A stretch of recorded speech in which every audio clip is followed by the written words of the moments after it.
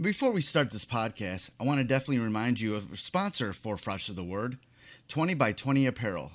Founded in 2015, 20 by 20 Apparel brings original tributes to pro wrestling's classic arenas, moments, and events.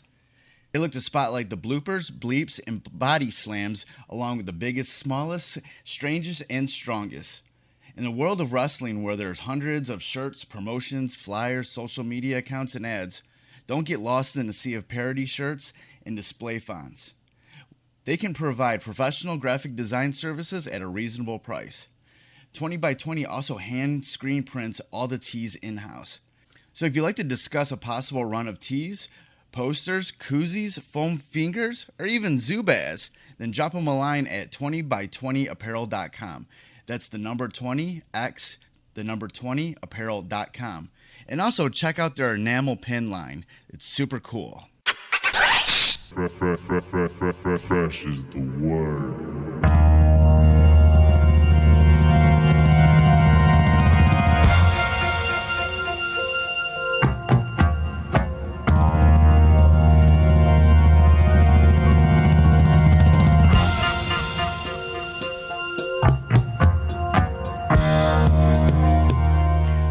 Fresh is the Word podcast. I'm your host, Kelly K. Fresh Frazier. And like always, we have the freshest of topics and the freshest of guests for you. The guest for this episode is Cammie Gilbert, vocalist of the Houston prog metal band Oceans of Slumber. They just released their newest self-titled album this past Friday via Century Media Records. We talk about the new album, the importance of being a black woman fronting a metal band, her musical influences, the cathartic nature of heavy metal, and releasing this album during the Black Lives Matter civil rights movement. Usually during these intros, I have something that I want to talk about, promote, or whatever. But I didn't know what I wanted to talk about this time. But the weird thing is like earlier today, I wrote this. Usually over on my other podcast, Renaissance Soul, my Detroit music podcast, every day on Instagram, I'll do the Renaissance Soul Detroit Music History post of the day, where I post a CD or a record or whatever that I actually own and give some information about it, any historical information. So today I actually did Eminem's Slim Shady LP, but everybody knows a lot about that, so I didn't talk about the album itself, but more a story that I had around that album in regards to an in-store that Eminem had at Record Time in Roseville, Michigan, shortly after the release of that album. That album came out on February 23rd of 1999. So that either it was in February or March, perhaps. I'm not exactly sure the date. That they had this in-store. And it was such a fun day, and I went to go write this piece, just as a post on Instagram, but it was so long that I couldn't fit it all in there. So I just wrote a piece and posted it up on the freshthepodcast.com website. So you can go in there and read it, but I actually kind of want to tell you the story right now, before we get into this interview. The thing was, okay, so shortly after the release of the Slim Shady EP, they do this in-store at Record Time Roseville. I bring a bunch of stuff with me. I actually forgot to put that in the story. I brought my newly purchased Slim Shady LP on vinyl, but I also brought my cassette tapes of Infinite and the Slim Shady EP. And first off, he was like, when I finally got up there, he was like, "Whoa, you got the underground stuff, blah blah blah." But here's how the story, here's everything that I tell in the post. When I go there with one of my closest friends at that time, Steve Newhouse. This is my senior year of high school at East Detroit High School. This is going on. The line is all wrapped around the aisles inside of Record Time, and this is, and put some context into this. This is before my nickname is K Fresh. In high school, I had a my nickname was Rap Star, and it was given to me by one of my classmates, Joe Maxinowski. I think he was kind of being a dick about it, but he was kind of like a dick every day about that to me. He was like a friendly dick, you know. He was just always like poking fun at me because like I was like the my vast knowledge of rap and hip hop, in high school. I was that guy. So like if you look at like if you look at my on the website on freshasthepodcast.com, there's a picture of the Slim Shady LP, and it says, to Rap Star. Like Rap Star was my nickname in high school that Joe gave me, and so like me and Steve are waiting in this line, and for some reason during their waits in record time, Bible by Killer Priest is looping, and nobody like paid attention in the store. It just kept on going over and over again, and because of that, me and Steve were obsessed with the song after that. Bible. It was on Liquid Swords from Jizza on the CD version. I don't think it was on the cassette version. And I think it might have been on the vinyl versions, And it was probably on Killer Priest's album. So, like, the craziest thing that stood out, though, waiting in line was that, like, we ran into, there was a couple girls that we knew that we went to high school with that, they were further up in line. One was this girl named Kristen Mashaki. Yeah, I had a bit of a crush on her. I thought she was fine, but I was like, I never told her. Some reason I feel like she kind of liked me, but I never said anything. But I remember her being in line, man. She was looking good, and I was like that really sticks out on me. Like, but we were chatting with them, even though they were like kind of like 30 feet away. We were like, oh yeah, blah blah blah.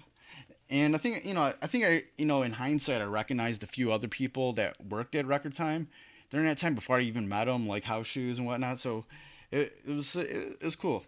So I finally get to the front of the line.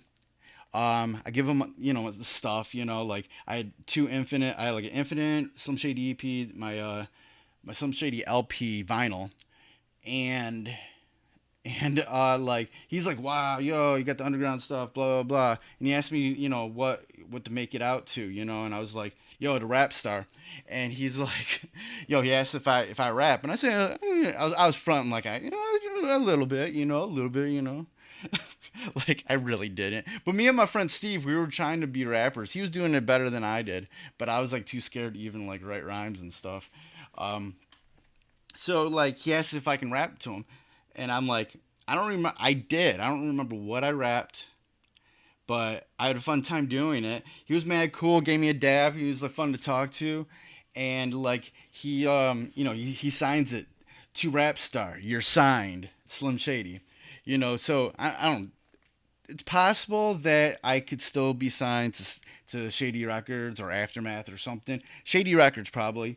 All this time, and I didn't even realize it until I saw that vinyl recently. I was like, oh, dude, he said you're signed, man. Oh, shoot. Anyways, it was such a fun in-store. Like, I missed those in-stores. It was like really, M talked to everybody that come up to. Like, it was like super cool. Everybody had fun that day. My friend Steve was like jocking me for weeks. He was like, dude, you rapped Eminem. And it was so cool, man, because it was this exciting time for me because Detroit hip hop was going in this new direction. It was getting a lot more attention, and I was just starting to discover it all up close. From a distance, I had like known Detroit hip hop stuff from like and rap stuff from like seeing what's at Record Time and some local magazines, but now I was just kind of seeing it up close. This is probably a story I should tell on the Renaissance Soul podcast, but it was just like I had nothing else to that I really wanted to talk to in this intro, so I want to share that story because I wrote this post. Like, if you want like a more cohesive story, go to freshasthepodcast.com and read the actual story that I wrote. And might make a little bit more sense than what I told right now. But I wanted to tell it too, and I didn't want to make a whole episode about it. So I just did it now. Okay. The world is in a weird place these days, and California's burning, and there's still people, just people are just dying. It's just like, it's not like, oh, they might make it, thoughts and prayers, like, we need your positive energy. It's like, nope, they're like, one day they're here, next day they're gone, so just try to just try to be, just don't regret anything. If you want to do something constructive, do it. And let's just be kind to each other. So, yeah. All right. Let's start the show. After a word from our sponsor, we'll get into this interview with Cammie Gilbert, lead vocalist of the prog metal band Oceans of Slumber. All right, welcome back to the Freshest of Word podcast. And like always, we have the freshest of guests for you. And the guest for this episode is Vocalist from the Houston-based prog metal outfit Oceans of Slumber. Her name is Cammie Gilbert, and they have a new album out. It's self-titled. So we're going to talk about that. Thanks for coming on the show, Cammie. Thank you for having me. Great. All right. I heard the album. It's really good. Going into this album, what was sort of your thoughts, the thoughts of the band on what you wanted to do with this album? We really wanted to expand on what we incorporated, like the full versatility of our musicality, really not setting any borders or having any boundaries on what we were trying to include. We had new members. They were super enthusiastic. They had this fresh energy that they brought to the songs. And so, we went as harsh and hard as we wanted to, and we whipped out some ballads and things as well. So we wanted to just really incorporate it all. This band is very, unique. I think these days we're seeing a lot more of black artists dipping their toes more back into hard music, into rock music. What's your thoughts about that, and what's your thoughts about, just the importance of being a woman and a black woman fronting a metal band? I love it. I feel like it, it's the most satisfying genre that I could belong to. It gives me room to sing in every way that I could imagine. I could growl if I have growled, but I could growl more if I wanted to. And, it lets me sing like a songbird all the way to a weird creature from like the lagoon. So, it's incredibly satisfying. I think as more black artists get into metal, they find that, to me, it's less about the technicality and the signature of the sound as it is as much about the vibe and the emotions that go into it.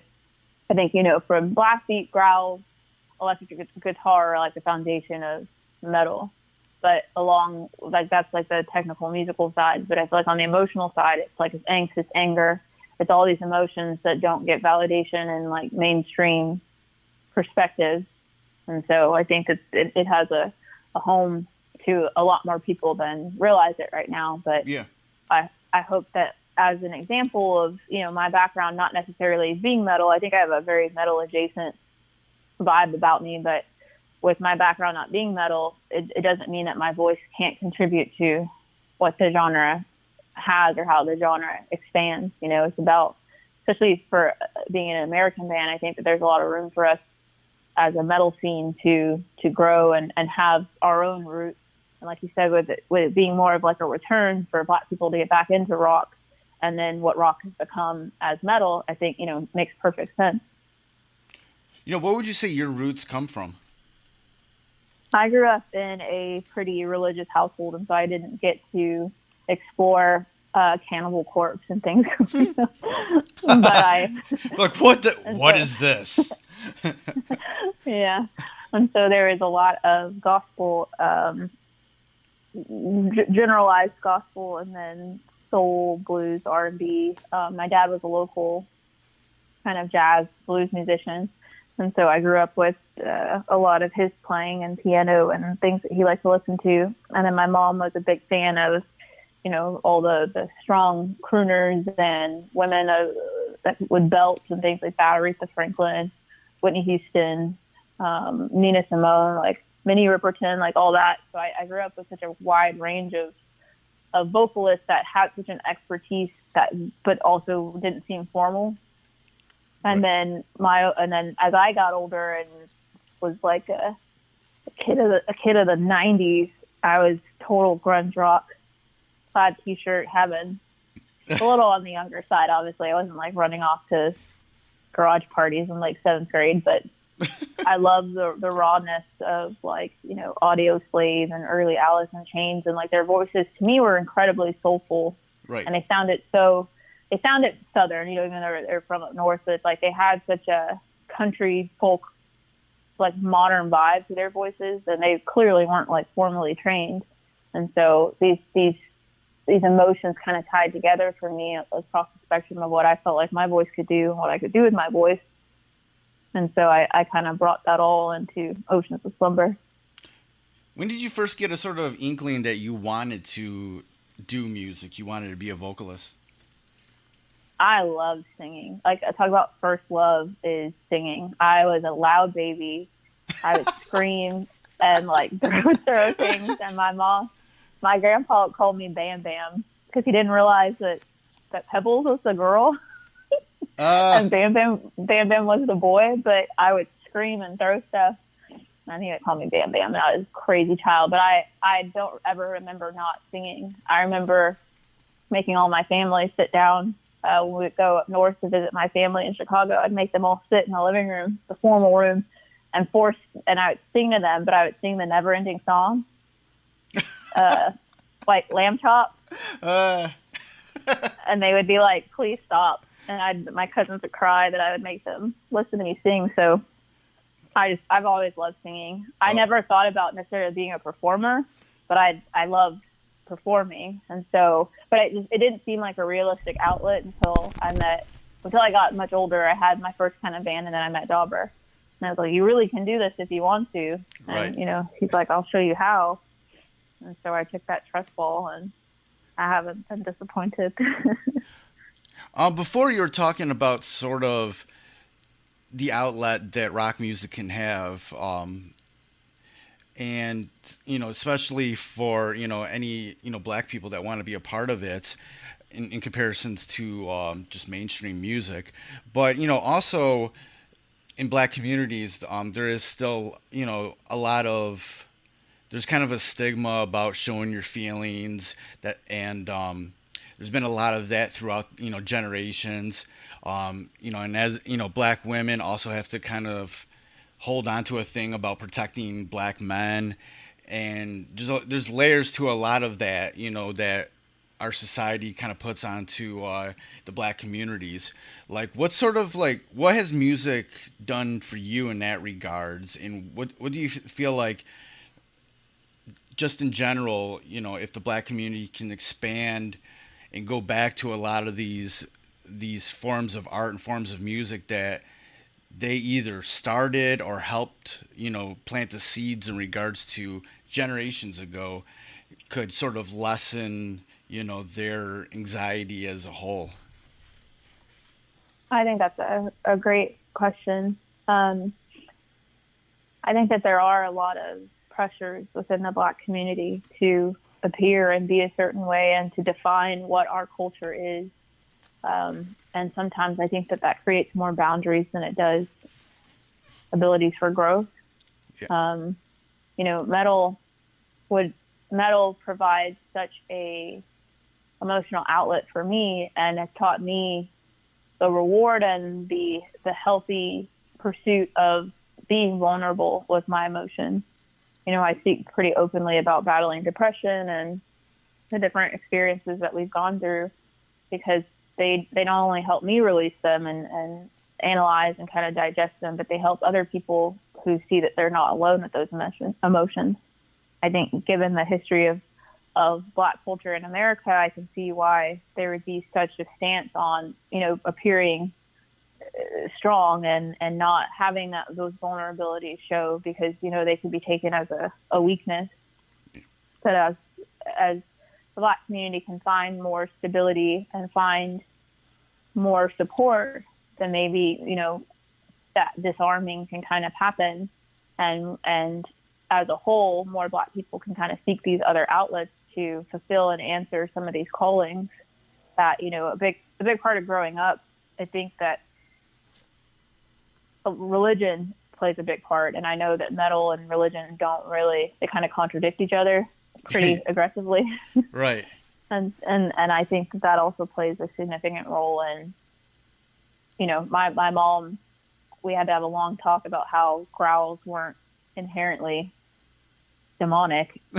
So it's like you weren't tapping into the devil, you know. You weren't like summoning the devil at those times. And when I would get her lyrics to different songs, she's like, "Oh, this is really poetic." And I'm like, "Yeah, exactly." Yeah. So, you know, I think there's quite a few variables that sort of limit that exposure and limit that outlet fully. But I think that it's within the Black culture, if you could find that love, because I feel like with metal comes that love for playing instruments, for being so authentic and so intertwined with making the music and performing the music, versus what pop culture has with backing tracks or, you know, just not playing rock instruments. It's like getting back into the soul and the angst and the outlet that is, because it is so unique and it is so raw. But I mean, obviously with the way things are, we have a long way to go. But I think slowly but surely I've seen more, even with my time in the band, like year over year, an exponential growth in how many Black metalheads or just metalheads of color that have popped up with their own pages or reached out to the band. They seem relatively young. Right. But there's still a growing number of them. Yeah, there's like this new generation of young, you know, Black folks that are like, yo, like, I dig this, you know, and I want to embrace it. A lot of times, you know, in previous generations, people might dig something that wasn't necessarily, you know, thought of as something that Black people should like, and they had to like kind of be secretive about it. Right. Yeah, absolutely.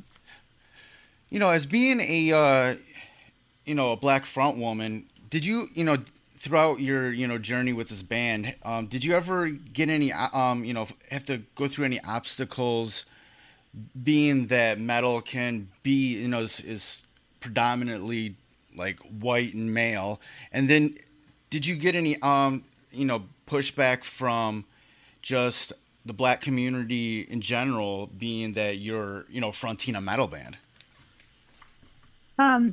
I feel like in general, like it isn't like overt pushback, or it's like, aside from terrible YouTube comments, there hasn't been in real life or face to face any like opposition. I think that it's more generalized, where, you know, it's like it's a predominantly white male based genre, that when people come across like an image of us or a video of us, I don't think that it's that lack of familiarity that I think makes people a little bit more defensive or hesitant to give us a listen or give us a try, versus if a band was more stereotypical of what they would expect.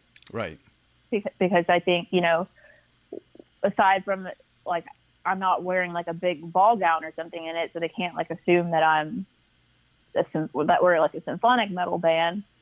And so then I guess they assume like, okay, well, we're a death metal band, because that's what the majority of like American chicks are doing with metal. Yeah. And so then it's like, well, she's not growling, so it's like, well, what is this?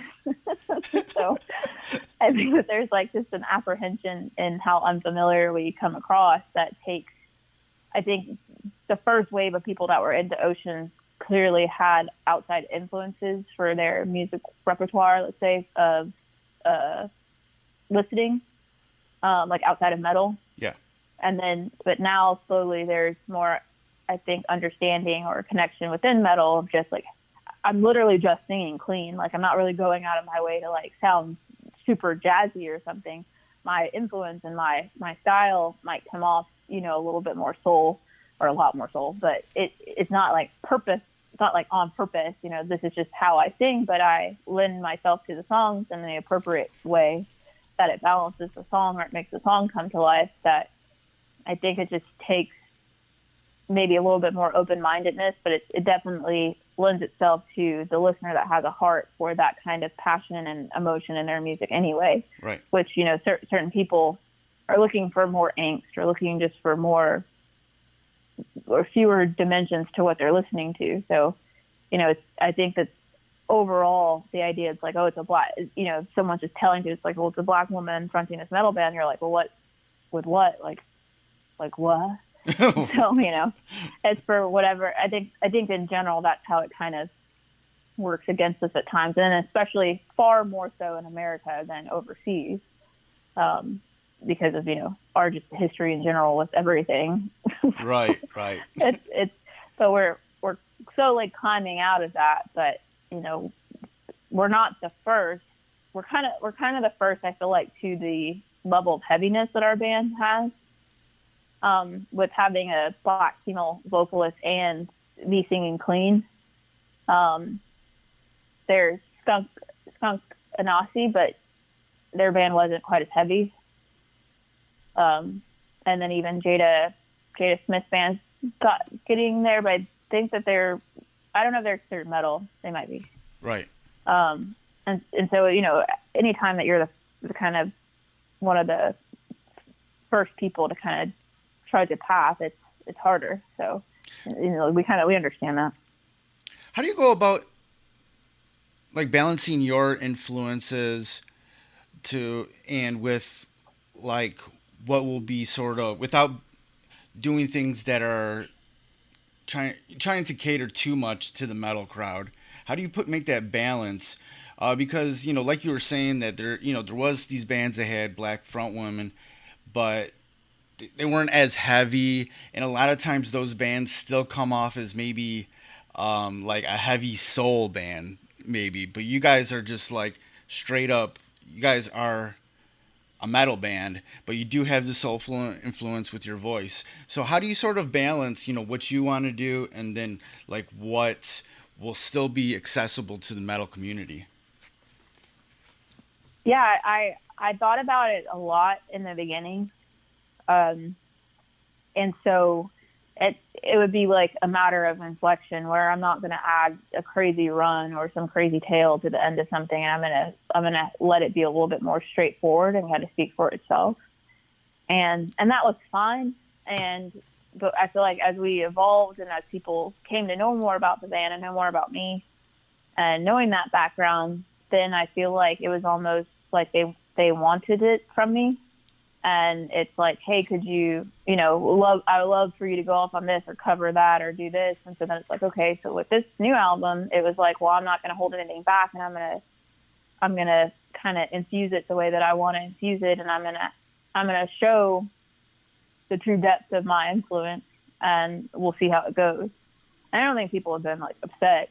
Obviously, if we're doing a cover, I'm not like going all crazy, jazzing it up or something. And so, you know, it's a matter of giving the right essence to the song and doing the song the most justice. But I do keep it in mind, you know, because while clean singing in metal is not a definitive characteristic of metal music, I think that obviously the vocals lend. It's like you have to decide. It's like, does the vocal and the vocalist make the genre of the song, or does the music make the genre of the song? If I was a male, let's say, and I had a super country accent, would our songs be considered country, or would they still be metal? And so obviously the two have a balance between them, but I think, to me, I weigh it like the music makes the genre. And so it's like our music's very metal. And so regardless of how I sing on it, it's still a metal song. And so that's kind of how I approach it. You know, I I'm not going to embellish or do something over the top for the sake of doing it. But if it lends itself to the song, then I'm not going to hold back. Right. Like 2020 has been a hell of a year, man. We have a global pandemic. We have nationwide, even worldwide protests, Black Lives Matter protests, that movement, and even those things have spawned other things in regards to, sexual abuse and whatnot. Like, what does this album mean to you? Releasing it during these times.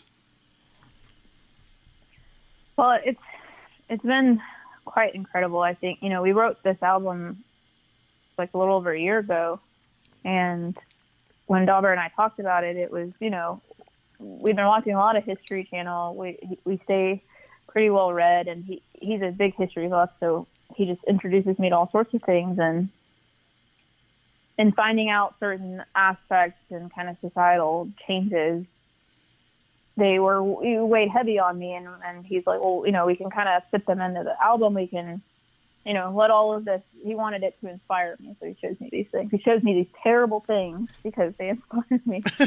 And so when I wrote the album, it was with very much so, he's like, let's explore how you feel as a Black woman in metal and how you feel as a Black woman in America.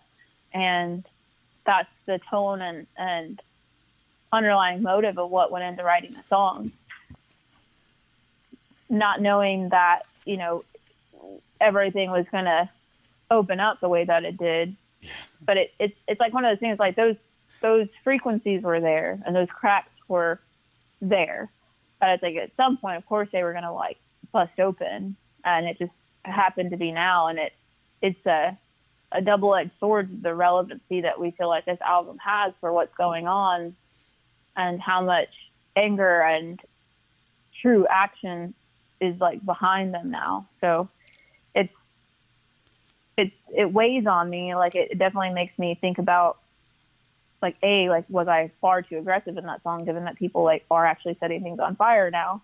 Or is it like, what is the metaphor? And it's like, I want to always be careful with my words. Yeah. And so it just ultimately is deciding, it's like, do I mind adding fuel to this fire? And it's kind of like, no, I don't.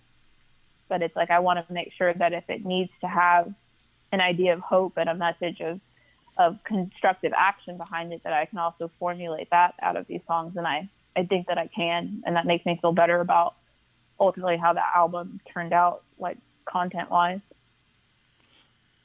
Do you feel like, these songs, have a bit of a new meaning with the times that we're going through right now? Yeah. The songs always change. Like that was something new to me whenever I like made albums with Oceans, that when I write the song, it means one thing. A year or less later, when we perform it, it feels different. It means this. And then even further from that, it means something else. That when I wrote these songs, how they felt was like secretive, and it was like this thing that wasn't getting enough attention, and these feelings that weren't getting enough validation. And now they feel so much louder. Like they feel so much grander and so much more expansive and angry. And it's just a weird feeling to have towards the song so soon. And, with it being released, it's just the impact I feel could, hopefully it's like, it'll really connect with people. One of like the major things during this current Black Lives Matter movement is been that idea of do the work, research the history, why, Black folks, feel the way they feel. In regards to just the band itself, how has that worked out during your time with Oceans of Slumber? Has there been any times when you've had to have open discussions about your experiences compared to the rest of the band? Yeah. I've gotten asked a lot about the Black Lives Matter movement and stuff, and then I've been very, obviously, talking shit online. So it's, I don't really shy away from the impact that I feel like these movements have with our new lineup, more so, they're all men of color. Tamir's Turkish, and Zan and Jesse are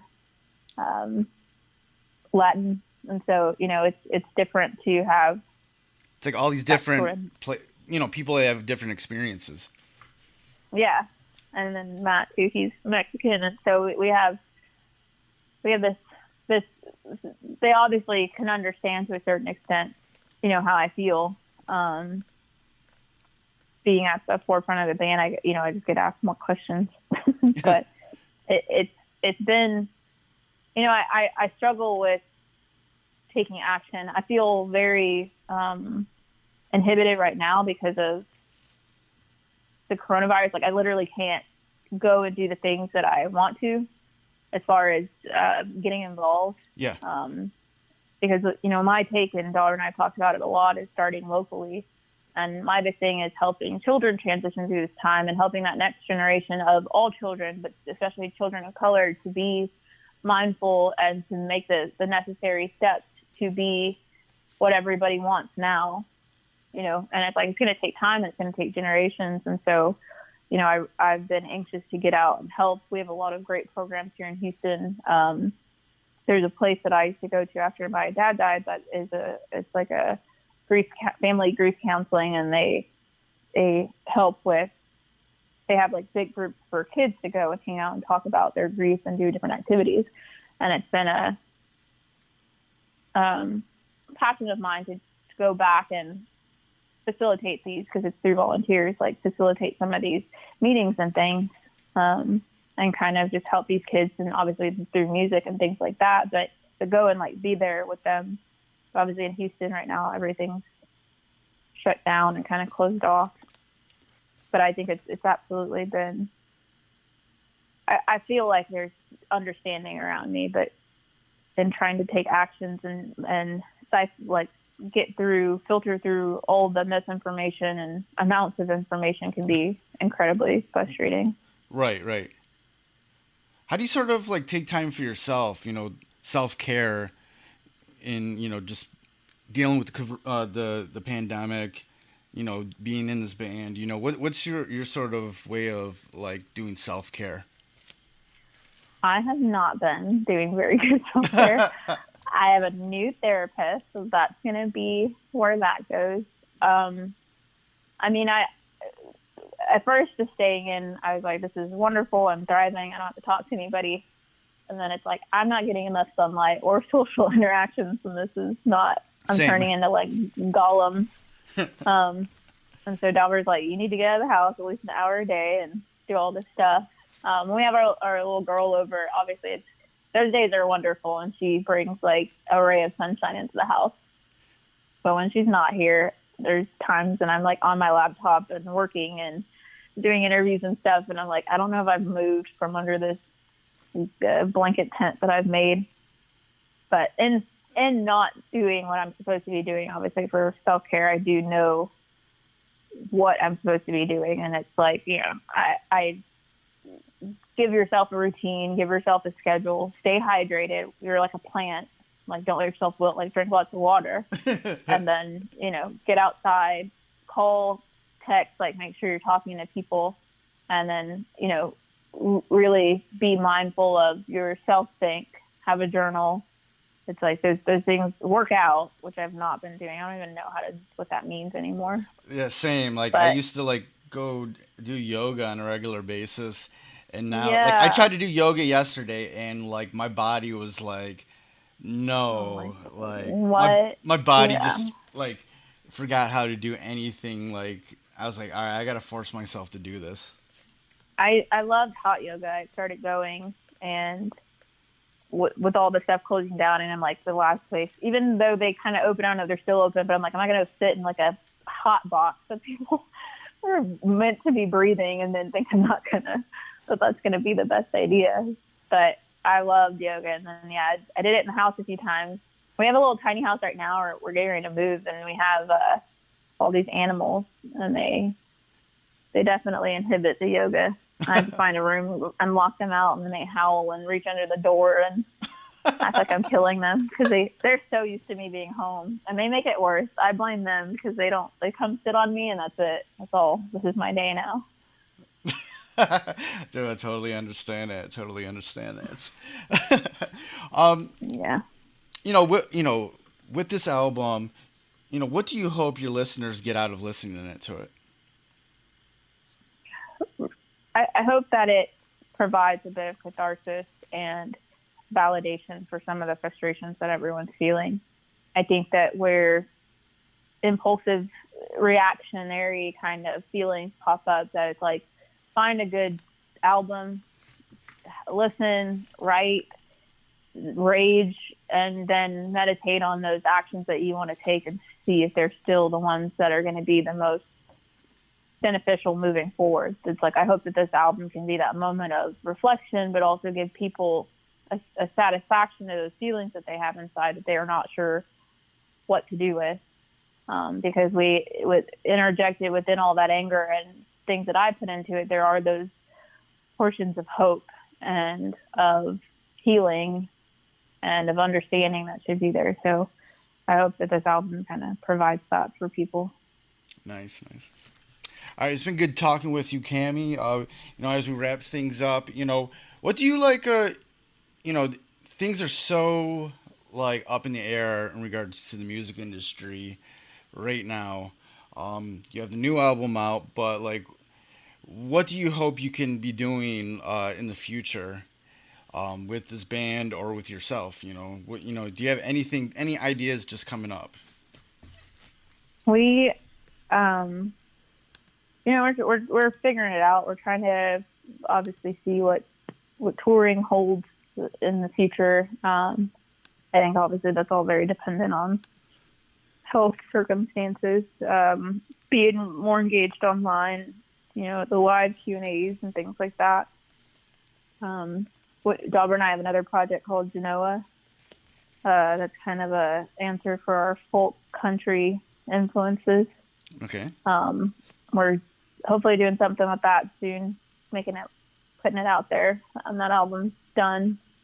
And then I have some writing that I've been working on, figuring out how to put that out there and letting it go. My problem is letting things go. If I write, I'll sit on all these arts and these creations, and then I'm like, and no, don't put them out there. So if I can get to the point of kind of making these things public, then that's what I'm working on. Right. I was just having a discussion with another music artist, and he comes from like more of a jazz background, does like hip hop, like soul type stuff now.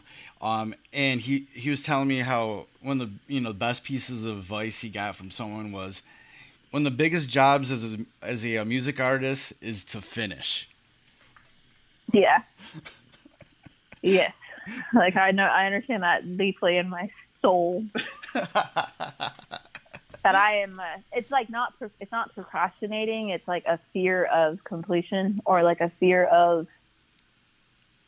It's like you want it to be perfect, and it's like, just finish it. I get that all the time. Like I tell daughters, like, not done yet. He's like, finish it, and I'm all, it's not perfect. He's like, just finish it, and like, let's go from there. And it's all, I can't. So I really understand that. Oh, good. Well, it was great talking with you, Cammie. I really dig the new album. It's the self-titled album from Oceans of Slumber, out now via Century Media Records. Where can people go online to get more information about you and the band and everything that's going on? I would say Facebook's probably the best place for up-to-date and relevant information. We have a website, but me doesn't update it as much as they should. And then Instagram. But write the band. It's me and Dauber that reply all the time, so we're available for chatting. Thank you for listening to the Fresh is the Word podcast, hosted and produced by myself, Kelly K. Fresh Frazier, empowered by Anchor at anchor.fm/Fresh is the Word. Fresh is the Word theme music provided by Steve O. You can find more of his productions at iamsteveo.bandcamp.com, and that's EYEAMSTEVEO.bandcamp.com. Fresh is the Word is available on all major streaming platforms. Please rate and review on Apple Podcasts and Stitcher. If you want to support Fresh is the Word, please consider pledging via Patreon at patreon.com/freshistheword. Follow Fresh is the Word on social media on Twitter at Fresh is the Pod, on Instagram at Fresh is the Word Podcast, and join the Facebook group at facebook.com/groups/Fresh is the Word. For more information about Fresh is the Word and our other podcasts, Breaking Records and Renaissance Soul, and a collection of pop culture articles and reviews, please visit freshesthepodcast.com. Thank you for listening and your support. Goodbye and good night. Fresh is the word.